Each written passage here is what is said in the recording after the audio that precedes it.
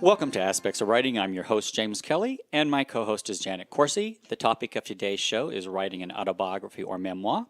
Our guests for today's show are Ottavio Gesmundo, author of The Grand Gypsy, a memoir, and Michael Gordon Bennett, author of 710 Split, My Journey as America's Whitest Black Kid. Before we get to our guests, my panel and I would like to read a few fun quips or quotes. And Jan, I'm going to let you start. Okay.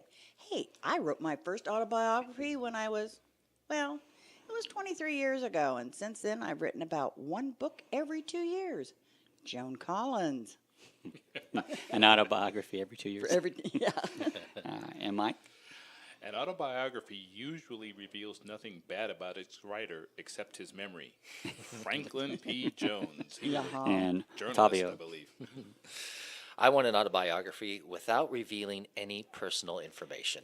Diana Ross. I can understand that. Good luck with that. That's the one I'm writing. And mine was, or is, the English actress Celia Johnson once said, "I won't write my autobiography because I never had an affair with Frank Sinatra. And if I had, I wouldn't tell anyone." So what's the point? If you are just tuning in, you are listening to Aspects of Writing with me, your host, James Kelly, along with my co-host, Janet Corsi, and our guest is Ottavio Gesmundo, author of The Grand Gypsy, a memoir, and Michael Gordon Bennett, author of 710 Split, My Journey as America's Whitest Black Kid. Writing an autobiography or memoir is our topic. And Jan, I'm going to let you introduce our first guest. Well, our first guest is Michael Gordon Bennett. He is an author of 710 Split, My Journey as America's Whitest Black Kid. Michael is the founder and CEO of Bennett Global Entertainment and consultant and Hollywood production company with an experience in travel, tourism, and Madrid. Mirrored. Mirrored, why not? Forms of entertainment. And myriad forms of entertainment programming. His professional accomplishments include a computer programmer, television and radio news producer, actor, host, actor, speaker, advertising sales, and magazine writer. And he has produced programming for the Travel Channel, NBC, and BET, and was appointed to Brand USA and part of the Travel Promotion Act, signed into law by President Barack Obama. And Bennett is a graduate of California State University, Northridge, and an Air Force veteran, and has one adult son. You're not old enough, Michael, and currently lives in Las Vegas. We're so glad to have you here. Please tell us about 710 Split, My Journey as America's Whitest Black Kid. Well, the book, and thanks for the introduction, by the way. The book was actually not supposed to be published. I wrote it as an elixir to some of the pain of my childhood. I'm a military brat. My father joined the Air Force in 1958, approximately 2 months after I was born. And I spent a lot of my formative years, first and second grade in particular, in Madrid, Spain. Keep in mind what was going on in America at the time is the height of the Civil Rights Movement. When President Kennedy was assassinated, we were living in Spain. Ooh. And so I missed all of that. And keep in mind, we didn't have internet. We had 2 TV stations back then, and I was completely out of touch with what was happening in the United States. When we returned from the United States, we spent 4 more years in northern Maine, about a mile from the Canadian border. The people up there were more Canadian than American. So racism didn't enter my life. I saw my first inner city when I was 12. And then when my father got back from Vietnam, we went to Panama City, Florida. It happened to have been the first year they used forced busing to desegregate the school systems. Ooh. So they've got all of us kids on the military base, of which 95% of my neighbors were white. They bused us to an all-black neighborhood. And for the first 6 months that I was in school, I had no friends on either side of the cultural and racial spectrum because no one knew what to make of me. At 12 years old, I was 6'2". I weighed about 130 pounds soaking wet. I had this size 14 shoe with this quirky New England accent from 4 years of living in northern Maine. And I had an afro that made Angela Davis look proud. All right. So, it was this oddball kid walking around the schools of Rosenwald Junior High School, and no one knew what to do with me. And over time, of course, we all worked it out, as most kids, when you leave them alone and get the adults out of the way, we kids figured it out. I leave that area and move to the Air Force Academy in Colorado Springs, where I wound up becoming the only African American in my class. Oh, my heavens. And so the issues that I had dealing with race covered the gamut, but none of it, everybody in America kept trying to put me in a box. I didn't fit in a box. No. And it was only recently, even after I wrote the book, that I found out that I'm actually 48% European. Ah. I didn't know that at the time. So, all of this stuff, the stories that are embedded in my book, especially when I got to Panama City, Florida, were very painful because I had to deal with so much. Yeah, the on my realization that we think of as America as being one thing, having grown up here. But in your reality, you really didn't grow that much up here in the United States. You grew up, you were in Spain, and that's why it was a different, you see it from a different vantage point than someone growing up in America. Oh, absolutely. And I think that the thing about living in Spain was it actually opened my eyes, even as a young boy, to what the possibilities were. When I came back to the United States, I was actually able to share my experiences in Spain because the Spaniards didn't look at racism in America. We were friends. They didn't care what you looked like. Right. The smartest decision my dad made when we moved to Torrejon Air Base in Japan or in Spain was to not live on the base. We lived in Madrid. So we were in the Spanish culture. Right. Most of my best friends walking around the streets of Madrid were Spaniards. Well, and we also talked about how when the difference between what you experienced and growing up here is that, like in Europe, I've been to London, and in Europe, if you're black, that's not a big deal. No. No one looks at you. Interracial couples, not a big deal. Nope. But in America, there's still a stigmatism there when it comes to looking at white and black couples. And in your case, you don't look that black because you're light skinned. So, and I'm sure that was rough for you as well. It was. My father never knew who his biological father was. It remained a secret. In 1939 Baltimore, when he was born, we now know that his father was more than likely of somebody of white European descent. Yeah. But we didn't know that at the time. And the harassment that my sister and I took, especially when we got to Florida, I remember one story in my book. My dad came to pick me up for an appointment at the dentist, and the very next day, the kids at school, the black kids, turned on me because they looked at my dad. Oh, Michael Bennett's daddy's white, and they just kept, they actually wanted me to explain how this white man was my father. And so I spent like a week and a half just trying to mend relationships, and the kids weren't really angry with me about it. They just had never, because most of the kids down south had never left a 5-mile radius of their front door. They hadn't been exposed to what anybody else looked like in different interracial couples, like what you were mentioning a minute ago about being biracial. They had never seen that. Yeah. Right. So it wasn't out of animus. It was out of, like, all of a sudden, I've got privilege that they never had, which was not true, but they didn't know it. Right. Yeah, and you were. I am curious. Where did the 7-10 split come from? What is that term? 7-10 split is actually a bowling metaphor. The year my dad went to Vietnam in 1969, and my mother taught me how to bowl, and I got really, really good at it. I actually, as a 15-year-old, won the Florida State Bowling Championship. Okay, very cool. And the following year, when we moved to Colorado Springs, I won their bowling championship as well.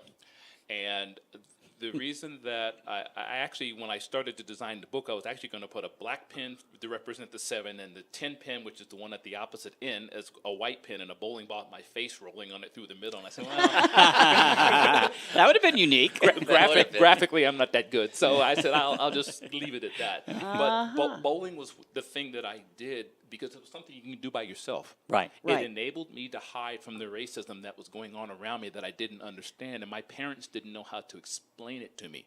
I was born in Atlantic City, New Jersey, but Atlantic City back then was all black. So they didn't have this experience of reaching outside of Atlantic City. And, of course, my dad, who was born in Baltimore, but his mother was black. And my dad always gravitated to his African-American roots, and people in Atlantic City seemed to love and embrace him. But it was not my experience. So when we got to all these various places around the world, my parents never explained to me anything about race. I had no clue. When Dr. King died, I was 10. I had never heard of Dr. King. Yeah. Well, and I think what's interesting as well is that because you came over here, how old were you when you came back to the States? 8. Okay. At 8, you didn't grow up here, so you wouldn't have... You had to go through these lessons of learning what the other black kids were trying to tell you because they grew up knowing how racial tensions were here in the U.S. you did not grow up here and did not understand the racial tensions in the U.S. We're the same age. So I grew up in that era, even though I'm white, I grew up in that era here in the United States. And actually, I grew up in Kansas City. So at that time. So I definitely know of what you're talking about. And I probably would have known more about being black than you did. You probably did. I've heard that more than once. And I grew up in San Diego, and it was never a problem there because there's so much Spanish there, and blacks and whites, and a lot of Navy brats, and all natures and all cultures, and so it blew me away. But I'm older than you all, so I remember Kennedy being killed, and I remember Dr.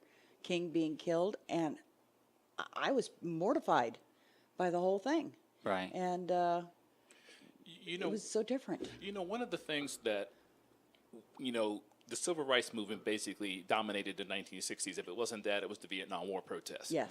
But one of the things from a historical perspective, if you just go back 10 years before I was born, Harry Truman signed the executive order in 1948 to desegregate the armed forces, because what they discovered during World War II was that having a black unit and white unit just wasn't good for the efficiency of the military. Right. Right. Yeah. At the time that Truman signed that order, most military housing was like living in tenement housing that would run down with rats and whatever.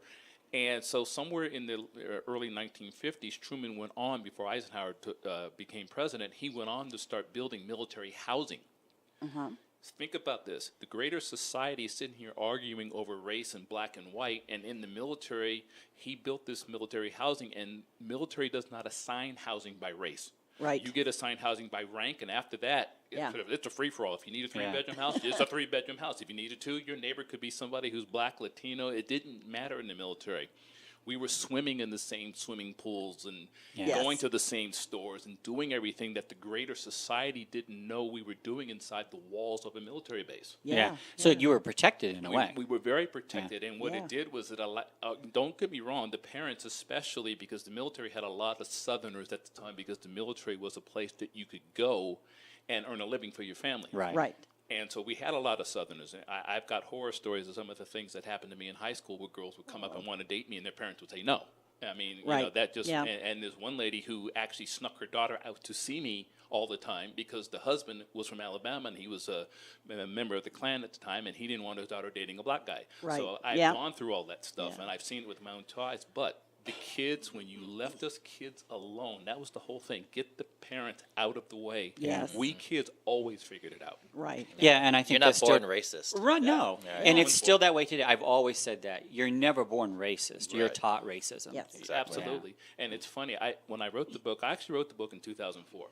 And I wrote it in 30 days. I had no interest in publishing. It was just a way of me just getting all these demons out. I was in tears. I had tears running down my face. I put the book away. I wait 4 or 5 years. My best friend, who lives in Australia now, he calls me on the phone. He said, "I just read your book." He said, "You need to get this book published." And I said, "Nah, it's kind of personal. I kind of want to keep it to myself." He says, "No, seriously, not only is this a good book, it would make a good movie."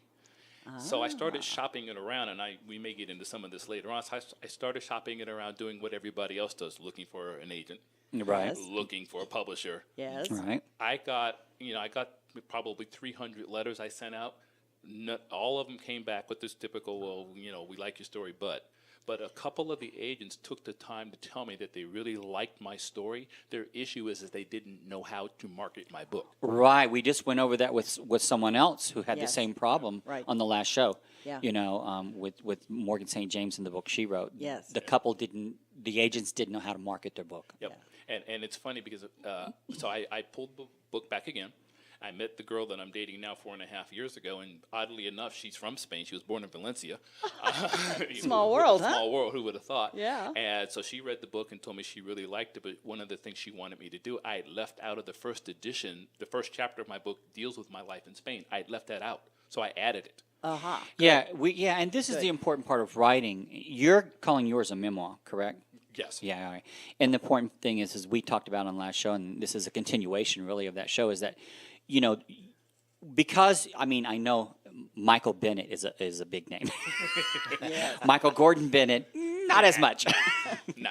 Although, you have been around. But the thing is that, when you can still take a book and make it notable if you have all the right elements. And like your girlfriend said, or is she your fiance or your girlfriend? Fiance now. Okay, all right. Good going.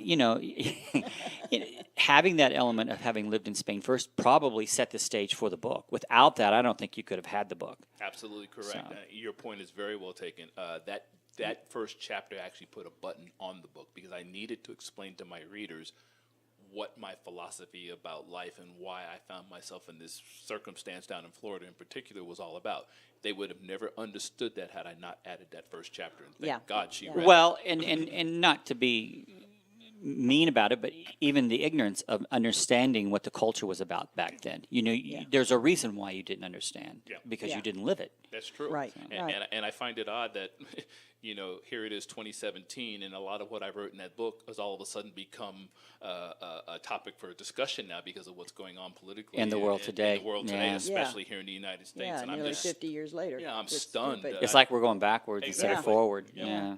Michael, what else you got going on? Well, I actually wrote a second book called Rusty's War, and it's called Rusty's War: Battle of the Mind. Is the full title, and it has to do with my mother's battle with Alzheimer's. Oh, Rusty is her dog. It was her dachshund, and Rusty was around pre-diagnosis, and the little guy seemed to have this sixth sense about something being wrong with my mother. something. Yeah. Wow. And then once she got diagnosed, he was the one that would always let me know, hey, come in the room, something's wrong with mom, or come in the room, or he'd bark, or he had this ability, and my mom just catered to him because for a long time she was by herself dealing with this living alone. Oh my. And then when I came back from California on one of my trips, I figured out that I needed to stay, which is why I'm here in Las Vegas to this day.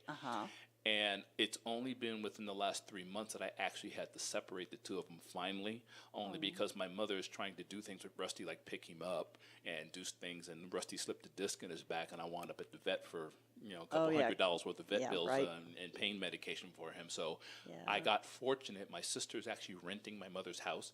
So Rusty went right back to the same house that Oh, he'd that's spent his nice. entire life with. Yeah, And my yeah. sister's an animal lover, and she's got another dog there that they used to play together. So it's actually was the perfect thing. But Yeah, he's home. yeah, that wasn't my intent for my second book. It actually became my intent when I saw how underfunded this disease is. Right. In Yes. terms of not only the research for the illness itself, but Alzheimer's care is going to bankrupt the United States of America and many other countries around the world if we don't figure out a way to get the care costs under control. Yes. And find a cure, hopefully. And find a cure, right? Right. I mean, most of the people, when dementia and Alzheimer's came about, it was named after a guy named, I think his name is Aloysius Alzheimer's in 1906. But we all kind of dismissed it as senility. And now you realize that, there's 5.5 million people in America who suffer from this. Right. And I think by 2030, that's supposed to double. Yeah. It wouldn't surprise me. Well, Michael, where can we learn more about Michael Gordon Bennett? Michael Gordon Bennett. Well, the best place to grab me is on my website at michaelgordonbennett.com. You can find out about my books, my appearances. I have a couple of TV shows that I'm in the process of producing, one of which I will be the host, but I'm not going to share the details just yet. I'm also heavily involved in travel and tourism, and I'm actually we're actually creating a platform for the luxury travel market that will go live on April 1st. So I have a lot on my plate right now. All Sounds right. fantastic. Well, our next guest is Ottavio Gesmundo. Octavia, and how do you pronounce your grandfather? Ottavio Canestrelli.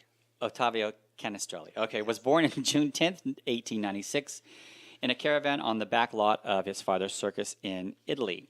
He was a decorated World War I veteran, impersonario, which is someone who puts on or sponsors entertainment, and a multi-talented showman who performed throughout the world. That was your grandfather. That was my grandfather. All right. And Ottavio Gesmundo and his grandfather hailed from more than 6 generations of Italian circus performers. Ottavio is a director, choreographer, and you do stunts? Yes, I'm a stunt Okay, coordinator. all as well. right. He has performed on numerous television specials, Broadway, and over 25 productions in Las Vegas. That's amazing in itself. Yeah. Currently, Ottavio travels the globe performing. In fact, you're getting ready to go to London, I think. Yes. Yeah. next week. Death-defying crossbow stunts with his wife, Naomi. Mr. and Mrs. Gesmundo live in Las Vegas, Nevada. How long have you lived in Las Vegas? On and off most of my life, because my family came here. I think my cousins came here in the '50s to perform at the Lido, and then Wow. my sister and my grandfather, they came to open Circus Casino in 1968. Oh, so my they were one of the goodness. first circus Wow, acts. yeah. So I've lived here on and off most of my life. Yeah. Yeah. All right.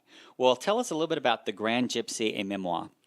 Well, The Grand Gypsy is the memoir that my grandfather wrote, that had been in our family archives for a few decades. And it was pretty much just sitting there. And what I decided to do was took the task upon myself to actually have it published.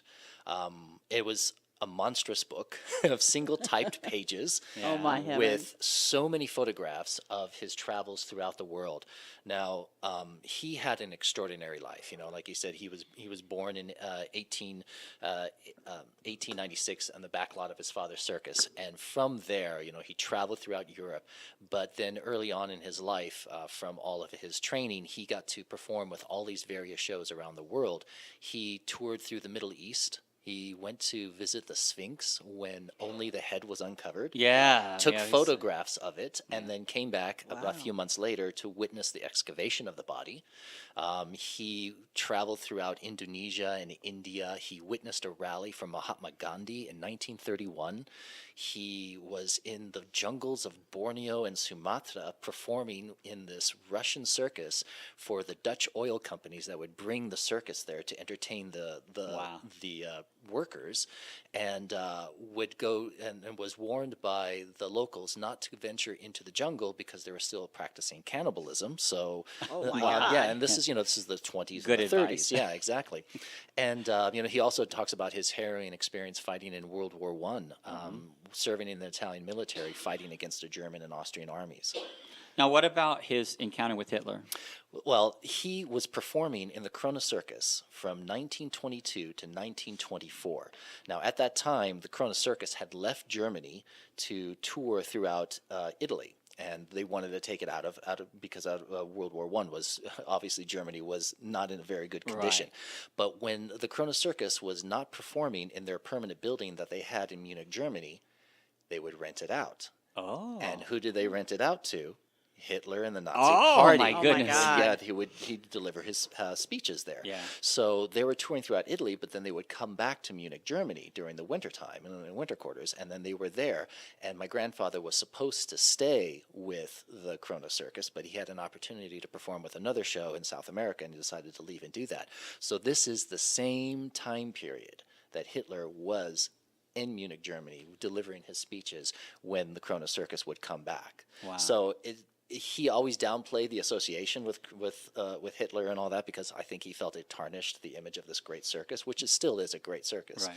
Okay. But it was he spoke fluent German. I mean, he spoke fluent 7 languages. Wow. Yeah. Jeez. So, but so it's not that he actually was in the same room with him, but we can't actually prove that he wasn't either. That he wasn't in the same vicinity with Yeah.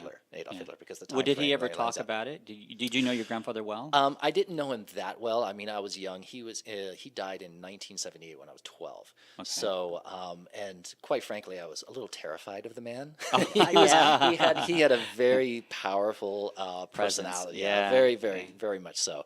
And so, I didn't have a close relationship with my grandfather per se, but I know that people had pressed him, and one of my uncles, because they would always speak German with each other, always would question him about that time period, because it's fascinating. I Yeah. mean, everybody, Yeah, it is. not everybody knows, but generally, if you know the time period, and if you have any inkling as to the rise of fascism in Germany and all of that, and the rise of Hitler, that timeline matches. So, but yeah, he always disassociated any kind of, and he wouldn't talk Well, about yeah, it. because there's a lot of negativity associating yourself with Hitler in any way. Absolutely, so, and yeah. fighting against the German army. Right, Although yeah, he had a lot of respect for the German people and German circuses, certainly, But when it came to that, he wasn't fond of that at all. And one of the things about your book that's interesting is you have over 170 photographs in that book. Yeah, yeah. So it kind of tells it itself in a way. It does. It does. So you have these remarkable stories, and then you have a photograph, which will be either on the corresponding page or the page right after. And that was one of the things that I wanted to make sure, also that I had control over when manufacturing the book and putting the book. And that's the reason why I also had it self-published, because I really wanted to have the control over being able to put in all these photographs. Right. You know? Right. And Yeah. I'm just curious because you did self-publish the book. Yes. And you have 170 photographs in there, plus the narrative. Yeah. What does it retail for? It's $18.98. That's not bad. That's not bad at No, all. especially for a picture book. Yeah. Yeah, exactly. And I wanted to make sure that it was that too, because there are a number of circus books that are out there on the market, and they're full color and beautiful photographs and all of that, but they're quite expensive for one. And those are collector items. Yes. So and they are fascinating, and they have some great narratives, but they're also confined to a particular region or a particular circus. Right. And whereas this has such a grander setting, stage, it's basically the world. And so I wanted the stories to also be carried through along with the photographs. And I wanted it to be affordable enough so that people can, not just people in the circus niche, to buy it. Certainly there's collectors and people within the circus industry enjoy the book and definitely do that. But I wanted to have a broader appeal because it also deals with world history. You have the Sphinx, you have association with the Krona Circus, and obviously in the hit I go into that a little bit, and his witnessing of Mahatma Gandhi, the rally of all that, and all the cultural aspects of these places that he visited. I also discuss. When he was in India, he went to, this was when it was called Bombay at the time. Now it's obviously named Mumbai. He went to visit the tower, the Parsis Tower of Silence. And at that time, this was from the faith of the Parsis. Now, they don't believe in defiling the elements of earth or water or fire or of the air by eliminating their dead any of that way. What they do is they take their dead and they shove it into a middle of a rotunda where the vultures and the crows can come and feast on the bodies, on the carcasses. Wow. Which is the ultimate recycling, really, when you Yes, think about yeah. it, so. But the problem was, and at the time when he went to visit, there was a multitude of crows and vultures, and it was like he said the noise was remarkable. crazy. It was deafening. Yeah. Now there are hardly any vultures anymore because there was a disease that had decimated the population.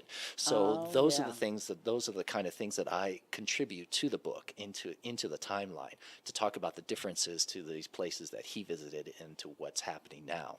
Your grandfather sounds like the guy who used to do that commercial for the most interesting man in the world. That is funny. He done everything. That is true.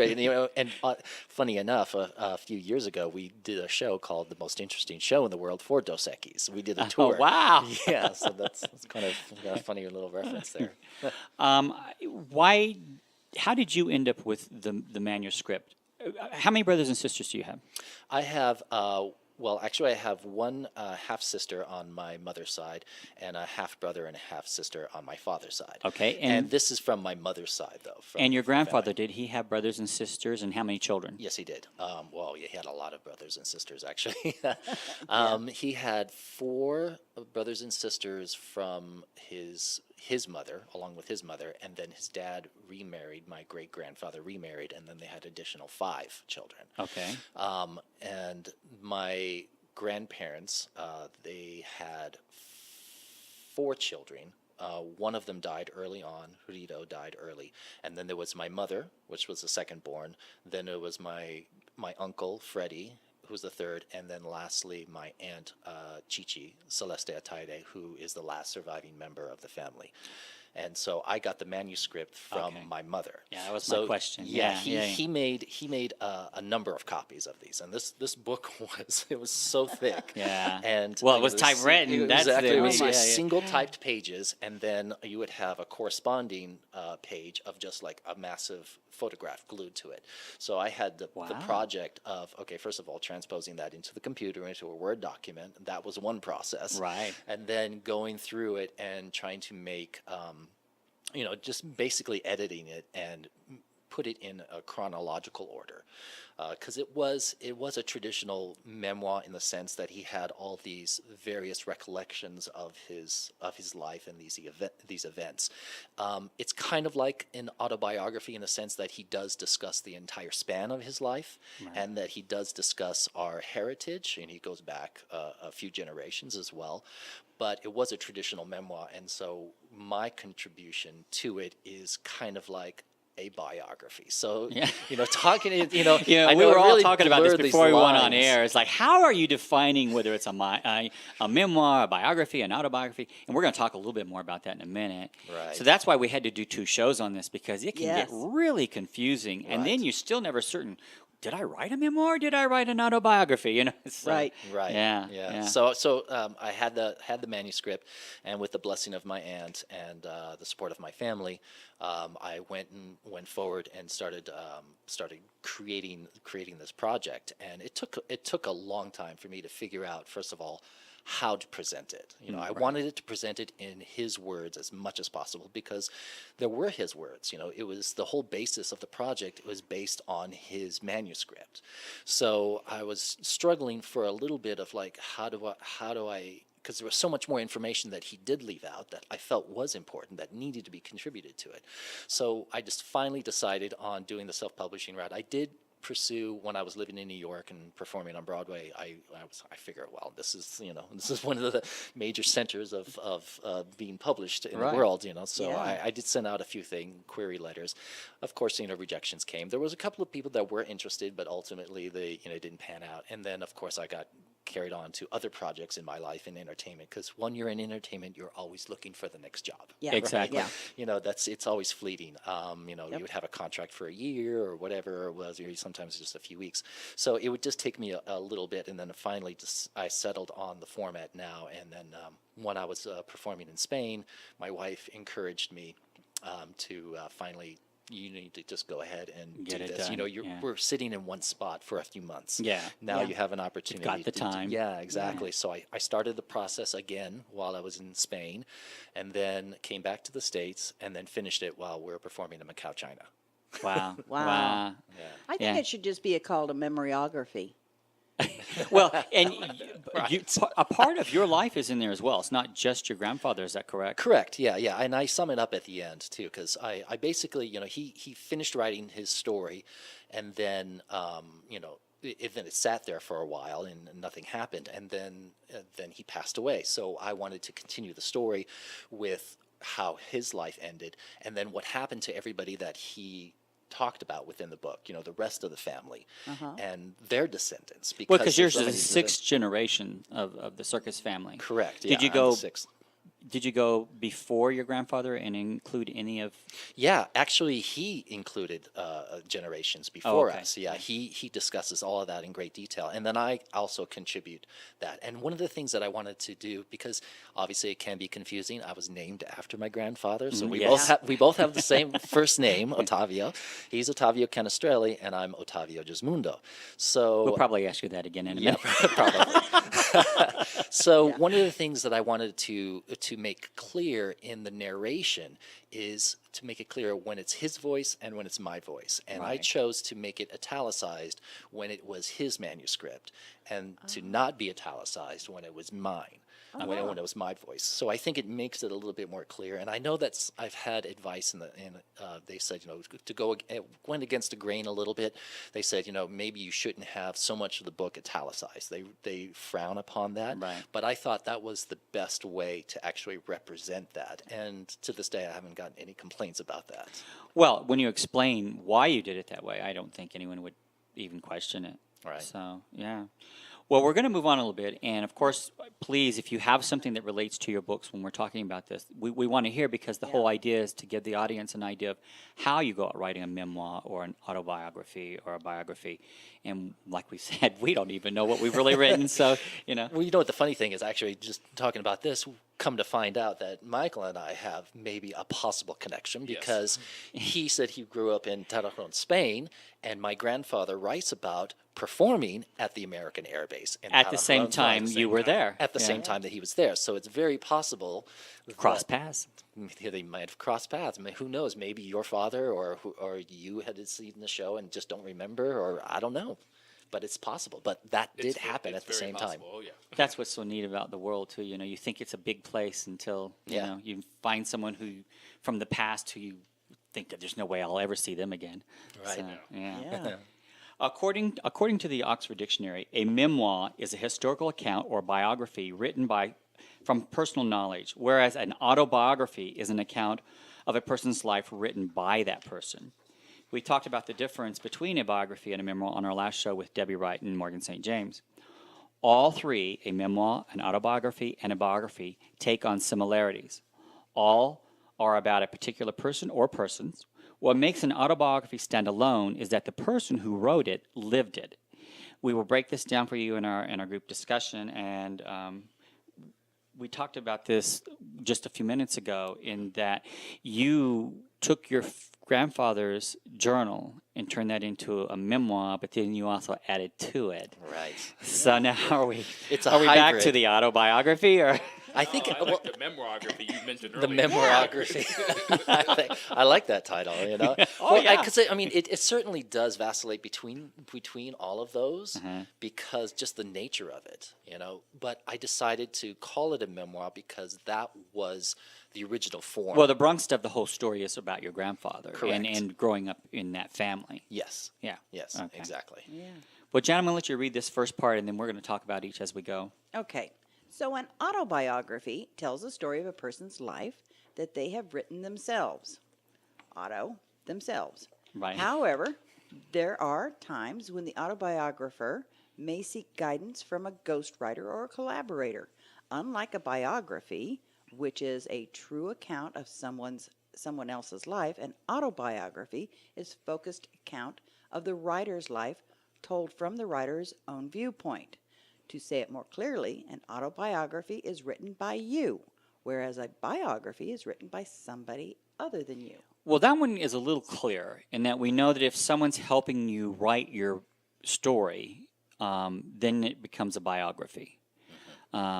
However, Morgan St. James helped someone write their autobiography. Right. And her name's still in the book, too. So, Yeah. I mean, it's very much a gray area between the three. I mean, so we'll keep reading. Michael, your turn. Yeah. Okay.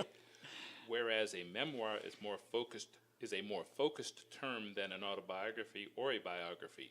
In a memoir, a writer himself or herself narrates the details of a particular event or situation as it occurred in his or her lifetime. So I guess yours is still a memoir, even though you did write about your grandfather, because it kind of led up to your story. Right. And it gave you all the events leading up to who you are Yeah. and what's gone on up to this point. Yeah, exactly. And it was, again, the basis was from his stories, and like I said, I did discuss what happened to everybody in the family, and then ultimately ending with my career and following his footsteps. Right, essentially. exactly. Yeah. So, and we do talk about that, how it's very important, the steps of including any history from the past that adds relevance to what you're talking about. And without that story, you wouldn't have a story. Right. And At least not right now. Right. Yeah. Well, and one of the things that I thought was fascinating about this journey, and it took me about 14 or 17 years or so to make this happen. I needed that time in order to do the research on all of these places that he had visited. Because at the time when I picked up the book, again, and actually started transposing it into the computer, they didn't understand why the vultures were dying in India Right. at the time, and come to find out that it was a Disease. drug. Yeah, no, it was actually a drug? drug that they were Oh. giving the humans and the cattle. And it was Wow. trichocycline, I think it was called. I'm sure I'm butchering that name right now. But, Well, I do that all the time. Yeah. But That's our job. come to find out that it was causing kidney failure in the vultures, and that's why it was decimating the population. There were millions of them, and that was the prime system of carcass disposal throughout all of India. They could rip apart a cattle within minutes, but then it decimated the population, and there's only maybe a few thousand left. So they found out what it was, and they stopped introducing that into the population. So now they're starting to get something back again. So all these things gave me a little bit of opportunity because the wonder of the internet and Right. all this information that we have at our fingertips, literally, I was able to back up all these stories and actually take it a little bit further, not only just to verify, but just to kind of bring it home, if you will, Yeah. and to tie up all those various Yeah. stories. Yeah. Okay, Ottavio, I'm going to let you read the next. Yes, autobiographies are often confused with memoirs. An autobiography is the inspiring story of a person's entire life and the societal setting thereof, while memoirs have a narrower focus on the narration of a particular span of time within the subject's lifetime. It mostly deals with individuals' memories, feelings, and emotions. Memoirs are generally much shorter in length because they tend to concentrate on a particular theme rather than the entire life of the person. Yeah, and I think that people don't understand that since 400 AD, people have been writing autobiographies. In the early days, memoirs were often confused with autobiographies, but today the dichotomy is much clearer. A memoir typically records one area of the author's life, such as his or her career, and usually only describes events that the author has directly witnessed. And this is your case. Yeah. In that that's why we were saying could have been an autobiography. It could have been, yeah, and Yeah. it does, like I said, it does vacillate between those categories because I do contribute to it, and that I guess that shifts into a biography when I contribute to it, or autobiography, I guess, for him when he writes about his entire lifetime. But yeah, Well, I'm going to read this next part, and please feel free to help out with the. In Islamic society, the first autobiography was written by Abdullah ibn Bulujan. Is that correct? And last, Zayd King of Granada. Notable autobiographies in the 18th century include Edward Gibson's and Benjamin Franklin's. So I guess they were pretty popular, even, for generations. Yeah. Well, I think a lot of what we know about history comes from the biography and the autobiography. As a historian, when they start to research, they look for words initially from the person who actually experienced that life. And so this doesn't surprise me that, the age of the Islamic society, that's how they passed down their generations of knowledge. Yeah. And that's a good point, Michael, in that, probably history couldn't have been written without some autobiographies being included. Right. Because we wouldn't have known really about those people. I can think of recent topics that Washington, Thomas Jefferson, Yeah. Yeah. without journals having been discovered, or, it would be hard to write that history. And you also go back in time thinking, too, about some of our in the cultures back before Christ. You think about how the writers were revered back then. Yeah. Writers were the cream of the crop. They were the top of the Right. They were the spectrum. educated. They were the educators. So, again, the paragraph that you just read, it does not surprise me at all that this text was actually carried forward. I mean, if you look at whatever whether it's the Bible, the Torah, the Quran, or whatever, it's all written more in autobiographical form. Yeah. And that's how we learn. Exactly. All right. And Michael, would you like to take the next part? Both biography and autobiography tell the story of an individual person's life. The difference is that an autobiography is written by the subject of the story, while a biography is written by a third person. A biography is generally preferred over an autobiography to be published as a book or produced as a movie. I wonder why that would necessarily be, because it's probably told more in a story format. Possibly. Yeah, so it's possible. I mean, I've read a lot of movie scripts, and it never occurred to me that would be the case. But now that I'm thinking about it out loud here with you, it's possible. Well, because someone else is writing the biography so they're writing from their vantage point.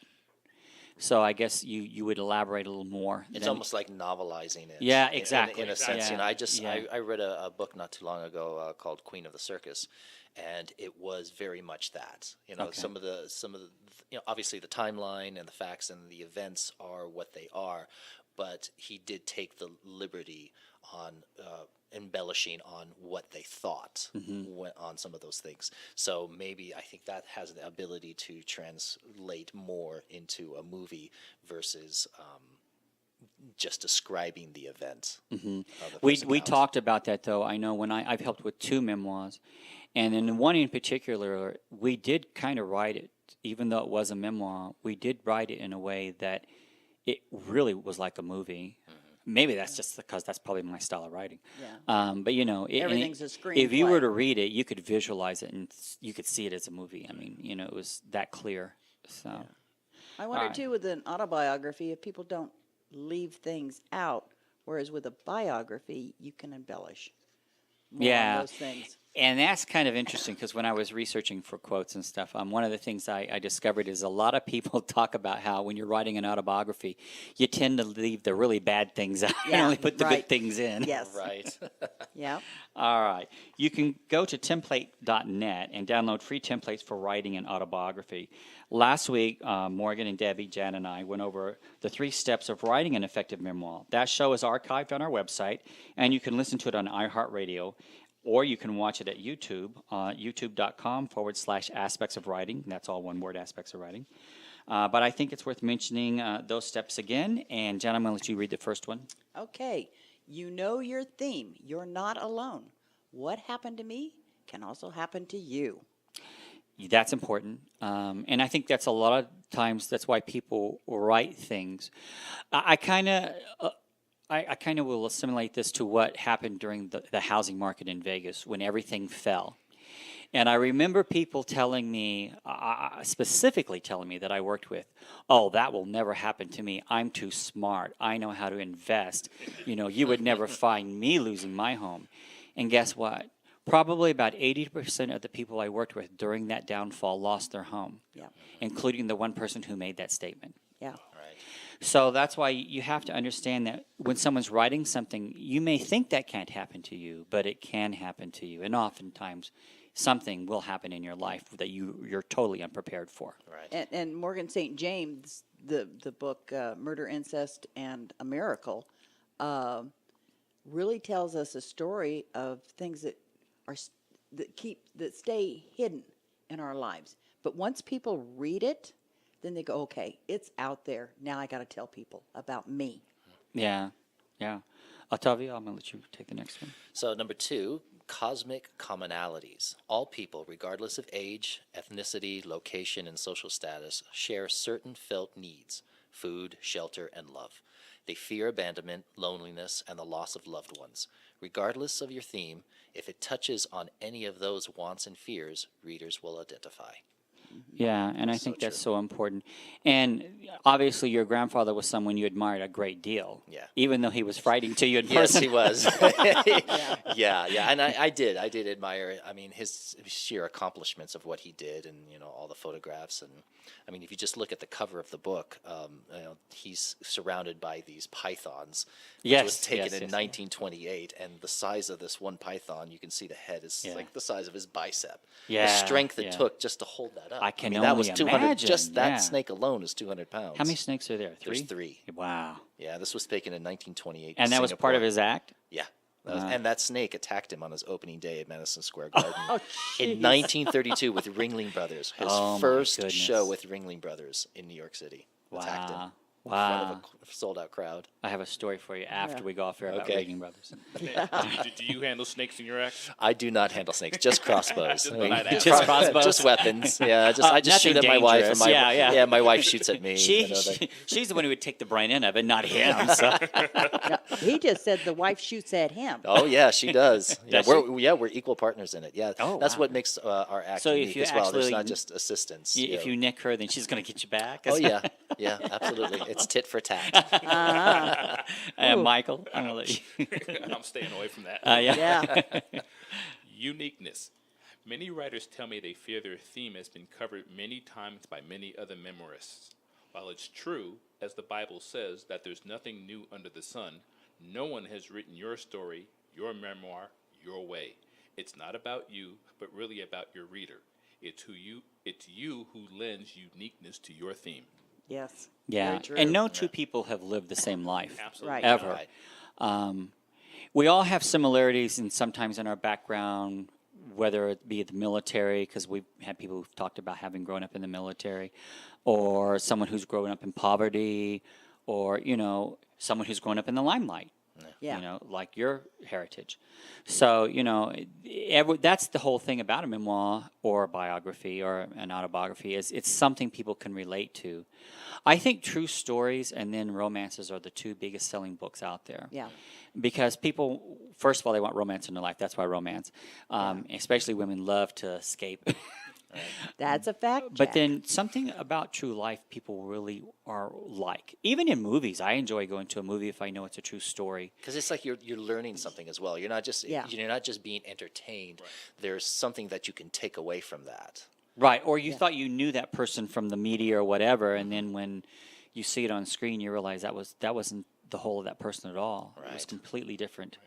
Oftentimes it's sensationalized. Remember Bonnie and Clyde? I don't think it was quite that glamorous. No. No, Hollywood No. has its ways. Yeah, it has It its does, ways. yeah. But it's still entertaining. But the other thing too about that is there is an interpretation when you see something in a movie. How many movies have we seen about the assassination of President Kennedy? Yeah. And you look at it through one person's eyes that they're telling the story, and then the next person has a totally different perspective on the assassination. And I think that's true in life in general.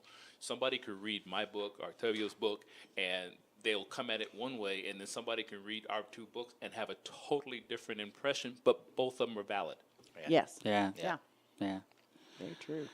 Well, do you guys have anything else you'd like to add to? I want to know how difficult it was for you. Yours was time constraint is the thing with getting yours done. It was pretty much written. You just had to reorganize it, revamp it. Michael, on yours wasn't written, or did you keep journals as you went along? I did not keep journals as I went along. One of the things I am blessed with is a phenomenal memory. That's not my case. I don't know where that came from, but even before my father passed, he was amazed at my recall of just our life in Spain. Wow. I was 5 years old. Yeah. And I Wow. remember it like it was yesterday. I still remember the little details. I still remember him taking me to all the Spanish bars in the down streets of Madrid as a 5-year-old kid and setting me outside while the ladies were performing and stuff like that. So I remember all of it in fine detail, and he's just amazed. So I basically wrote mine because it was, and my story was organic.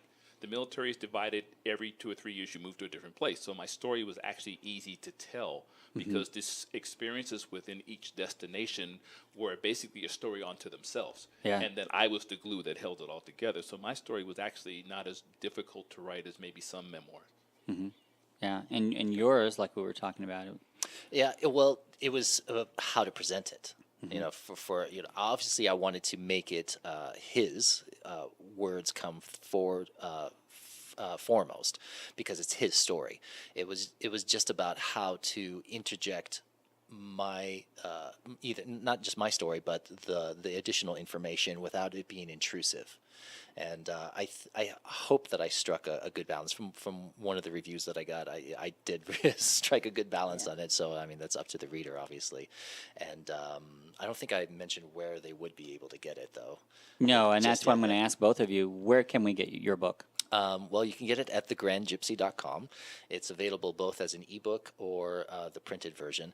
You can get it on Amazon. It's also available on iTunes, or iBooks, I should say, and Kobo and Barnes & Noble and all of that. And you can see that. And there's also performance videos, so you can actually see my grandfather performing on The Ed Sullivan Show at thegrandgypsy.com. Wow. You can see my performance with my wife, how we shoot at each other, and other family members, my sister and my mother. She was the only woman in the world to do a double somersault on the bounding rope. So there's all kinds of really old. And I have a classic footage. suggestion for you on that book. Sure. Okay. You published through CreateSpace? Lulu. Lulu, okay. I don't know how easy it is to go back and change things through Lulu. Yeah, I can actually. I can go in and I can change it, upload a new manuscript. My suggestion to you, since your grandfather was on Ed Sullivan, is to go back and create one of those Q codes. Yep. Yes. and insert that into that chapter, so that Yeah. when the reader's reading about that, they can actually click on their iPhone or whatever smartphone they have, and they can actually visually watch that. That's brilliant. And if That's there's any other videos that are associated with that book, you should do the same thing with those. That's great. Yeah, I just created bookmarks that have the QR code that take you to the website itself. So Okay. that's great. And I'll do even that. put those on your bookmark. Yeah, that's Yeah. great. And Michael, where can we get more information about your book? Your books, actually. My books, michaelgordonbennett.com pretty much has everything about my books, but my book is on Amazon, it's in Barnes & Noble, it's in digital, and obviously it's in print as well. So pretty much any place you'd go to buy a book, my book is there. Okay. All right. Well, I have to tell you, this hour has gone fast. We're actually getting down to the last minute of the show. I'd like to thank our guest, Ottavio Gesmundo, author of The Grand Gypsy, a memoir, and Michael Gordon Bennett, author of 710 Split, My Journey as America's Whitest Blackhead, along with my co-host, Janet Corsi. And you can find our video and past shows on youtube.com at youtube.com/aspects of writing, or you can go to our website, aspectsofwriting.com. There we'll find links to the iHeartRadio, Roku TV, YouTube, and AM/FM 24/7. In addition, we archive all of our shows on this website. So until next week, this is your host, James Kelly, reminding you, if you can dream it, you can write it. Thank you, everyone. Thank you. Fantastic show.